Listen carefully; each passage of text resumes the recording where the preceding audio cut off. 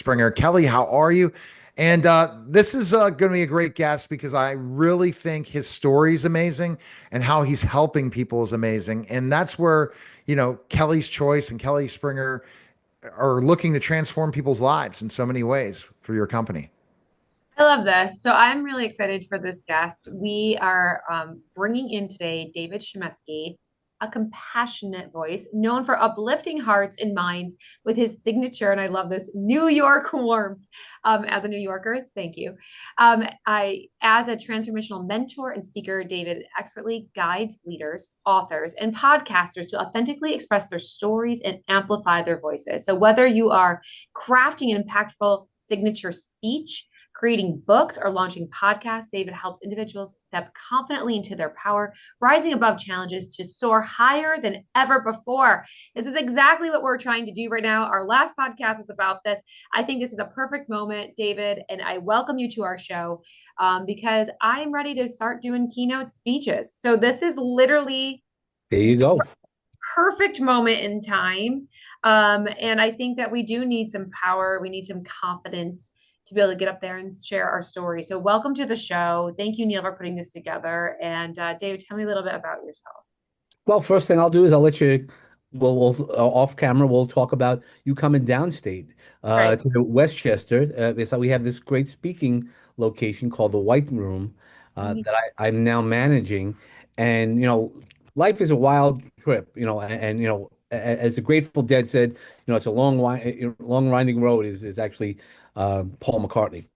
Beatles. And yeah, so it really is. I just finished 30-year career in corporate America in legal as a paralegal and manager of intellectual property, and then I got this opportunity with one of my best friends to help manage his company. And through that experience, that's where the White Room comes in. And while I was in corporate America, for the past 10 years, I've been coaching people on stress reduction, how to get better. I've done a TEDx talk. So that's why I now coach speakers and craft their messages. And we write books. That's why my background is books. I have 4 published books plus a comic book. Not everybody has a comic book. It's a great way to not only highlight yourself, but it's also a great way to then kind of take your message to a different level. People might not read books. While authors are always going to be needed, and there will be people, more and more of the society is looking for comic books. Give me 10, 15 minutes. Uh, Give me a picture, color, movie. Those things are hitting it, and I've worked really successfully with clients and people who want to have a party, and if they have the means to give gifts. What a unique way. Not everybody can craft be their own superhero, but we are as we become that mind, body, soul connection. I love it. I think it's fantastic, and I can't wait to come meet with you. I think definitely onto something there with the comic books because we're even getting into school nutrition, doing a lot more on that side. And just last night, we were talking about how do you reach children? How do you reach adults? How do you reach them? And it's got to be fun. It's Yeah, got to be e- e- fun. exactly. I mean, that's why a lot of the things I do, and I try to come out with a fun way of teaching you. It's kind of like our parents might be, we're gonna hide the peas and carrots in the mashed potatoes, and you got to dig it out, and then you still got the kids to eat the vegetables. Same thing is, when you read my comic book, you'd see the fact that obviously there's a storyline in it. You could read it just as a storyline, but there's a lot of great ways to have hidden messages or at least showcase yourself. Like, eating healthy is the greatest thing. You find the sweet vegetables. I was just talking last night. I love carrots. You can give me carrots all day long, and that's one of the vegetables that I used to always like. Now I've become a little bit better about what vegetables I eat, so I don't only eat carrots, but it's still my favorite. It's sweet, so it doesn't have the different flavors, and it has a lot of textures. So that's one of the things when I work with people, and I had worked with a specialist when we were talking about vegetables, and they go, that's one of the best vegetables, not only health wise, but it's because it's textural. Most people will like that. Well, I think it's really interesting, and I think this mental health space is an interesting one as well. Where, as we probably know, May was National Mental Health Awareness Month, Yeah. and for the first time ever, we were booked almost every single day doing a talk for a big organization. We were all over, webinar, in person, and it was amazing to be able to educate on the connection between nutrition and mental health and how directly correlated the two are. And it blew everybody's mind. They'd never been educated on that aspect. And it was such a cool month to be able to do that. I can't wait to be able to, obviously just not have to do it in May, to be able to do this, all year long. But finally, we're seeing people understanding that correlation. And are you seeing that in your line of work?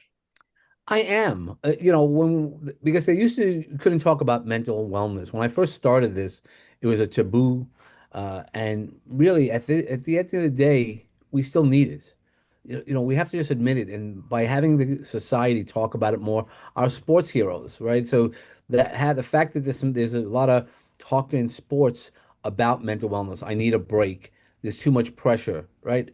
That would never have happened years ago, or they used the wrong methods to do it. I mean, Mickey Mantle is an example of somebody who didn't use his mental health well. He was the guy, the party guy, and that he says the drinking caused a, his career to end much shorter than he was. He wished he could have taken care of ourselves. And when you take care of yourself, it does, and it's in every aspect. Whenever you hear about the mental wellness, that mind, body, soul. Yes, when it's aligned, when you can know how to align yourself or feel yourself getting out of alignment, you make those different choices. Mm-hmm. Again, you can eat your calories. You can have 2,000 calories a day as a man, right? You can eat Oreos, but that's not going to fill you up. That's not going to do anything. And the same thing with mental wellness. If you just doom scrolling, yeah, that'll fill up your time and it'll generally feed you the wrong way. And that's where I'm glad with a lot of the conversations and talking about how we find that balance where you can still have your little Oreo and still make sure that you're on track. The famous, green line or yellow brick road. You want to stay on the yellow brick road to get to Emerald City. Yeah. Absolutely. Absolutely. You just gave me a thought that I'm going to tap into. So I think something we've been talking about for a while is addictions as it relates to nutrition. And so something I'm going to start, I'm going to reach out because I know a couple people, is being able to volunteer to go speak in some AA groups. I think that that's something that um, it's kind of been on the radar for me for a while, but I'm glad what you just talked about right there. I think actually 100%. will Yep. tap in. I have a bunch of family members that are already in the group, and so I know a lot about the program, but I don't think nutrition is implemented at all. They don't. So as part of the 12 steps, I was a recovery coach. So I helped people through generally it was substance abuse, but food abuse is just as prevalent, or if not more so in the country than substance abuse. Because if you're eating bad, a lot of us are, I don't have time. I'm grabbing on the go. I'm sure you have a lot of clients like that. And it's about creating those right patterns. So there are plenty of organizations like Overeaters Anonymous and things like that, or the big ones, AA and NA and things like that. But it's Mhm. all about those patterns that we do. How do we overcome those patterns and create the better wellness plan? And it's again multifaceted because it's not just, okay, if I spend 5 minutes a day working out, things are going to be fine. But then what happens when the kids get frustrating? What happens when you get a ticket? Anything that Yeah, happens, what's your go-to grab? And giving better options is really always the best way to work through that. I just And wrote it's so, down. yeah. I had So to grab Kelly, a yeah. pen because I just wrote down the word patterns. It's I, amazing what yeah. David you talk about and what do you learned from this journey? What made you want to go on this journey for mental health? Yeah, so I originally started the journey because of myself. I saw the patterns that I was living and I needed a pattern interrupt. So the way that I work with clients is a pattern interrupt. And that's even why when I write books with people or ghostwrite, I talk to people, and most people who want to have a book, they go, I don't know. I don't know. I get stuck here. And because I have my mental wellness background, I know how to get them through that stuck period, the avoiding the obstacles or overcoming obstacles and, optimizing their brain. There's a lot of techniques that I use that have been used to have people getting over traumas, but also to optimize their brain. So I've used it with some sport players, like low-level minor league baseball players who then had a better mindset. Everything goes back to mindset because if you don't think you can, then you can't. And if you think you can, nothing will stop you to make that not happen. Mhm. But you got, like you said, you gotta interrupt the pattern because if you're in that downward spiral, that's where it's Well, hard to break out of it. And it's interesting. I think what the work that you're doing is really impactful, and I can't wait to meet you in person. yeah, well, can't wait. And that's really what it is. It's that pattern interrupt and then turning that downward spiral, as you mentioned, to an upward spiral, or at least level off, right? So when we watch, find out the beginning thing is where are we? Because there's always a new rock bottom. If anybody, since we're talking a little bit about substance abuse or even mental wellness, there's Mhm. always a rock bottom, and then you think, all right, I can't get any worse than this, and somehow, sometimes it does. And that's why knowing your resources, same thing as in eating and wellness, you want to make sure you know what your resources are. So rather than stress eating or giving yourself permission, which is also one of those really important parts of mental wellness, is it doesn't have, there's no 100%. We have to understand in today's world, there is no perfection. No matter what we think is perfection, there probably is a slight imperfection, and that too is okay. Giving us those ourselves that permission to not beat ourselves up on what we did or anything in the past. That's why the rear view mirror is so much smaller than the windshield, and we just got to figure out a way to keep on the path and moving forward. And that's Love that that's analogy. That's great. and I think, what do you think people need to do, David, if they're running into what you just said, what you went through? What are the first steps they should take? The first thing is recognize it or listen to people around you. So one of the things when I first went to therapy, I had some anger issues. That's how I grew up. I grew up in a house of yelling and all those things. And after some therapy sessions, I was talking to a friend of mine, and I said, "Did you know that when you point at me, I get really upset?" They were like, "Yeah, I do." And I was like, "Well, why didn't you ever say anything? These are my best like inner circle people." They're like, "We were scared." I was like, I wasn't. I would be yelling. I was never violent in that way, but it's those things that the people we have to listen to the people around us, and we have to also provide that safe space that Neil could say to David, hey man, that wasn't cool. And I still get to make that choice if I want to be not cool in that way, or I'd be like, oh, this is a lot of times now when somebody says something to me, I'm going, could you explain that to me more? Being self-aware is the biggest thing that if once we could do that, the power to do everything else becomes easier. Because when we look at it, it's not just about us. It is about us and only us, only we can save ourselves. But there is where our power is. And that's why empowering ourselves to know what our resources are and being aware of all those things, we make better choices. Yeah. And those choices, Kelly, are very, very important when you make the right choices. Well, so it's interesting. Neil and I were just talking to someone about stories and things. And so, and I don't know if Neil knows this, but like the reason my company is named Kelly's Choice because it was a choice to leave a marriage, leave full-time work to start this company. Again, I think choices, but someone said, like, I think you should change the name. It needs to be more generic. And I was like, no, the whole message about the company, about the whole message about how it started. And like, again, we're just saying that all of these stories need to come out more. And hopefully with this podcast now, we really are. And thank you, David, for kind of bringing this to light. I think guests like you are going to help me to speak more about who I am and what that is. But that's the name of the company was because it wasn't a happy life. There was choices I needed to make, and they weren't easy, but that's why the company's name is so important to me.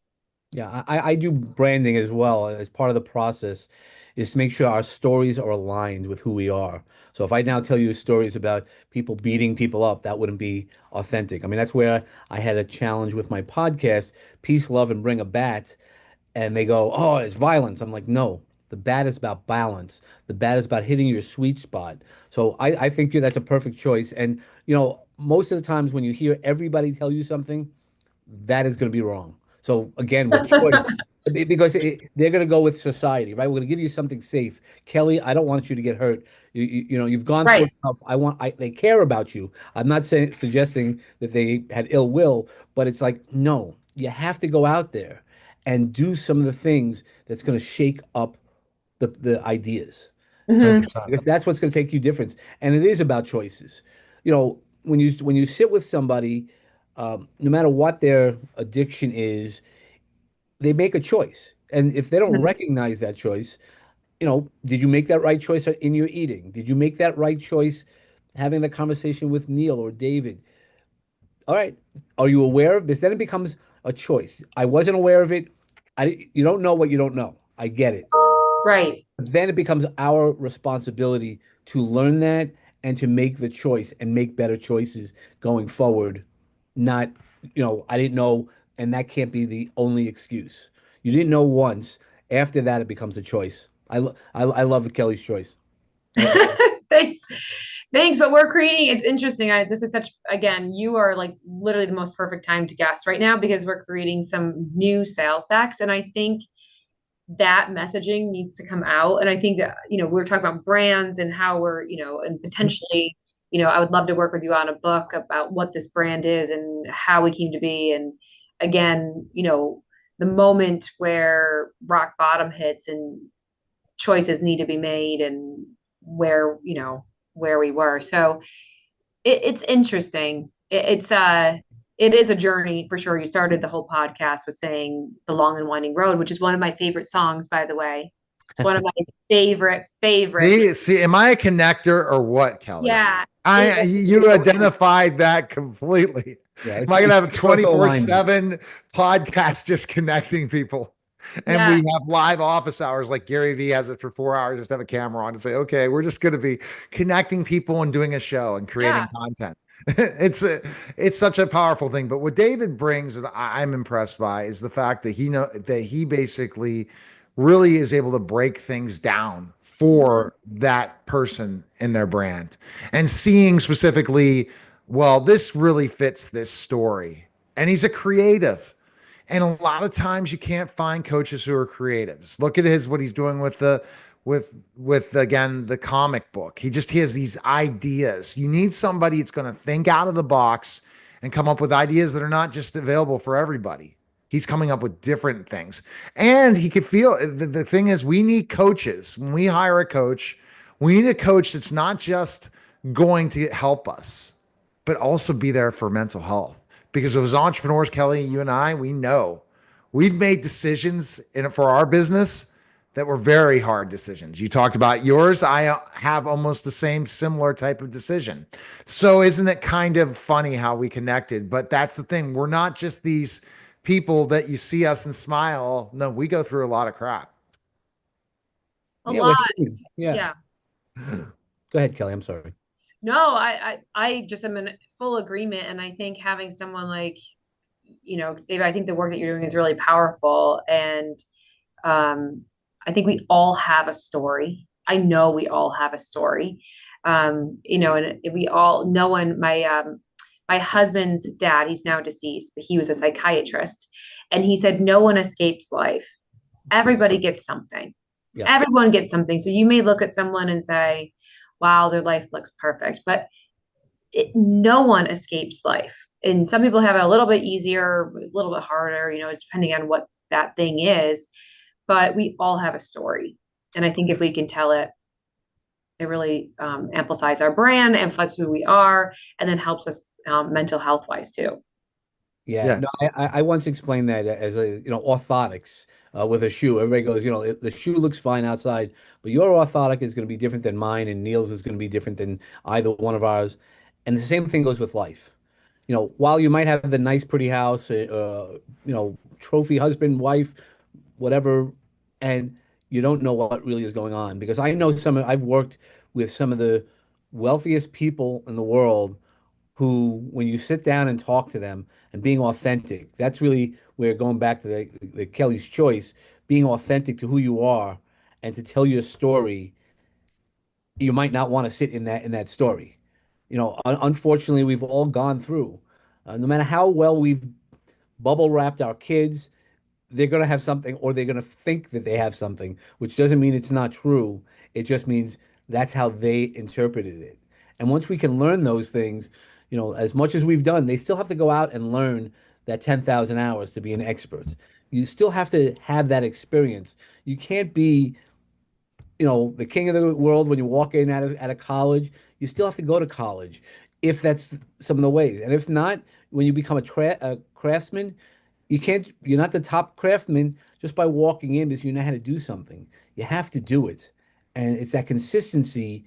That's where you start building more and more of your expertise. And that's why finding people like yourself and Neil is a joy when you can and you can work with them, because that's when you work with an expert, you know the difference, right? When you buy, 24 karat gold, you know the difference between 12 karat gold. You can see the difference. And that's the really important part. And the same thing with mental wellness. There's a lot of people who have not experienced it, and that doesn't mean that they can't help you with it. But when you know somebody, that's why I don't call myself a coach. I call myself a mentor. I've been through everything that I'm going to tell you about. It's, not proud of it. It's not a badge, but because I know what it feels like, it still might feel something different for you. But guess what? I know I've been there. I had an attempted suicide. I know that the darkness for me, what that felt like, and why I chose to make those decisions, which I'm glad it was not successful. And when we're talking about mental wellness, 89% of suicide attempts are unsuccessful, but people then don't talk about it. And that's why, among the reasons why I do talk about it, when I had my suicide attempt, I was told you have to go back and talk to people. And that's what I've been doing. If you look at my life's like almost like a hockey stick after the suicide attempt on the visibility. I've taken this second chance as a complete opportunity to talk to people like you and anybody else who wanted me to listen to, because I know how important it is and I know how dark it was in that spot, and we just got to shine the light, because light is much lighter and much more happier than any darkness that we would experience. Kelly, I mean, that's powerful for someone like him to come out and tell that story. I mean, that's the thing I am so impressed by David. I mean, I couldn't imagine uh, going through that and then being willing to tell the story. We always want to hide in the shadows, Kelly. Absolutely. And that's what I think, um, and it's also, I've been waiting to tell the story also because I have two teenage daughters. So I wanted them to not be burdened by my story. And Hmm. now they're almost 20 and 18. So I'm almost quite ready, but not quite, because I really didn't. You know what I mean? It's definitely, there's a lot more to tell. But I've been waiting until they are old enough to be able to handle that.